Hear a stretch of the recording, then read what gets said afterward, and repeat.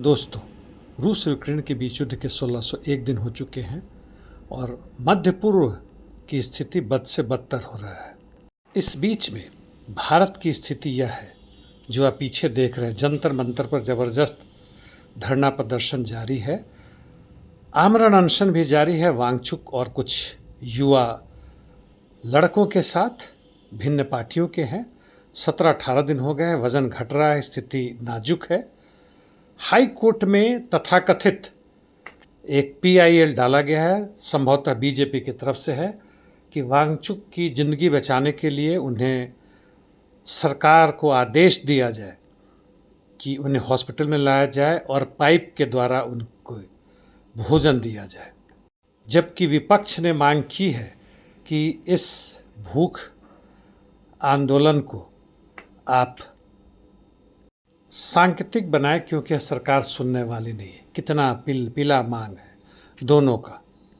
यह आंदोलन नीट में परीक्षा प्रश्नों के लीक होने के खिलाफ और हजारों नहीं लाखों युवक युवतियों की जिंदगी से खेलने के कारण शुरू हुआ है और उनकी मांग है कि केंद्र के शिक्षा मंत्री इस्तीफा दें। 2013-14 आंदोलन की तरह यहाँ वांगचुक आए हैं, उस समय अन्ना हजारे और अन्य लोग थे।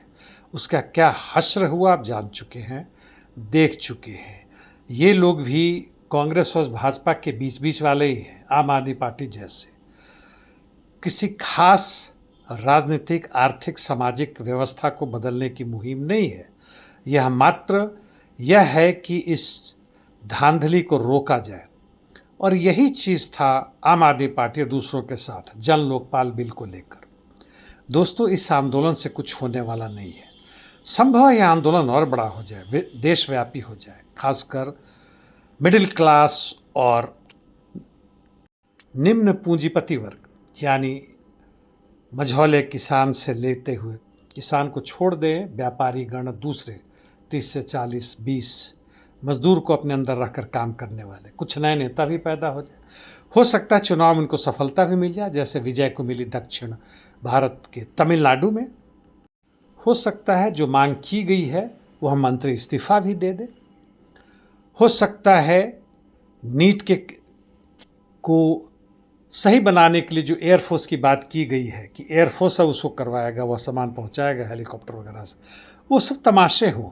लेकिन क्या दोस्तों, इस व्यवस्था में चाहे वो कांग्रेस की हो, भाजपा की हो, आम आदमी पार्टी की हो, मान भी लेते हैं कि पूंजीवादी व्यवस्था रहते हुए जो भी भ्रष्टाचार है वह खत्म हो जाएगा, मान लेते हैं, तो क्या सबको रोजगार मिल जाएगा?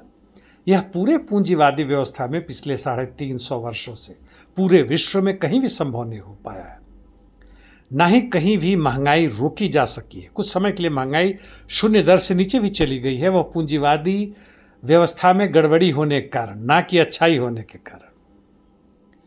क्या भ्रष्टाचार को वास्तव में खत्म किया जा सकता है? अपराध को खत्म किया जा सकता है?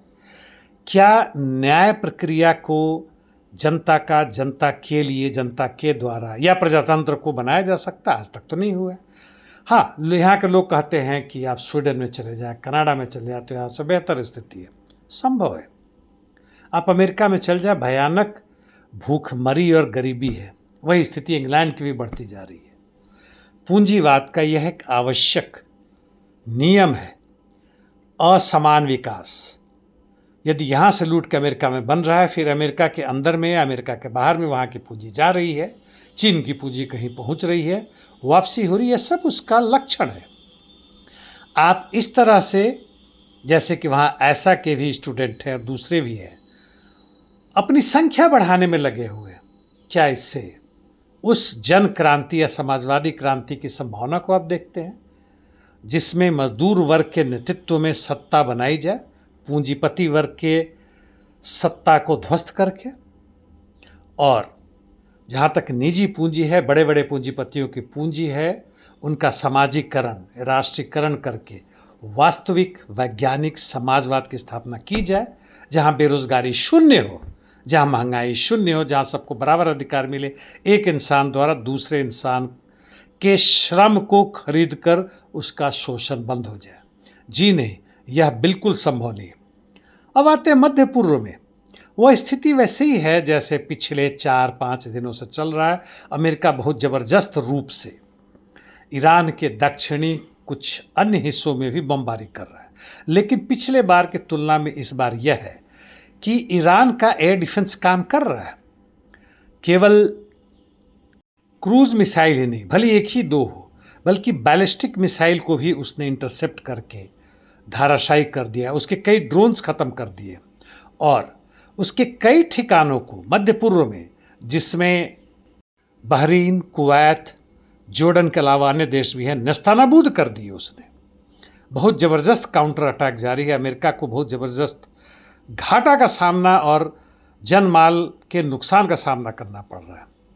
जहाँ तक पैलेस्टीन स्टेट और लेबनान की बात है, स्थिति और ख़राब हो रहा है। AIDF लगातार उस पर आक्रमण कर रहा है, उसमें कोई परिवर्तन नहीं। रूस और यूक्रेन के बीच युद्ध की स्थिति तकरीबन वैसे ही है जैसे पहले आ रहा है। मैंने कुछ फ़ोटो डाले हैं, आप देख लें। आज के लिए इतना ही दोस्तों, धन्यवाद।